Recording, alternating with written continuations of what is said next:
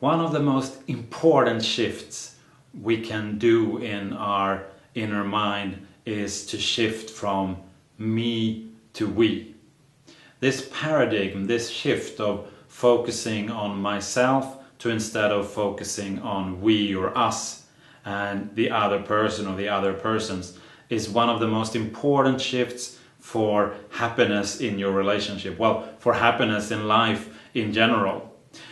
One of my teachers, Zig Ziglar, he said that if you give enough people what they want, you can have anything what you want. Or if you give one person, if we talk about a couple's relationship, if you give one person enough of what they want, then you can have everything you want. Of course, this giving cannot come from the place, well, if I give this much, I will give this much back. But it's a matter of really giving the shifting of what will I get if I do this, to shifting to how much can I fulfill, how much can I give, how much can I fulfill the other person's need. And this is one of the keys, really. Give the other person what they need. It's not what they might say that they want, and here's where the detective part comes in, figuring out what is it really that other people need.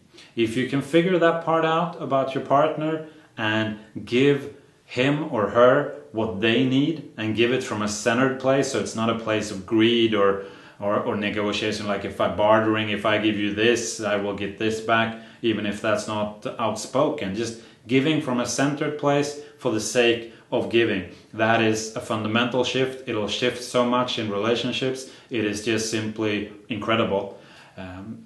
A part of this is also the art and skill of listening, about focusing on the other person. Because if you do listen and actively listen to the other person, that is a way of removing the focus from yourself onto the other person.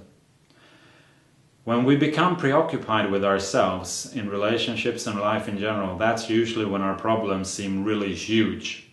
If we shift our focus away from ourselves to other people, usually what happens is our own problems shrink and seem so much less.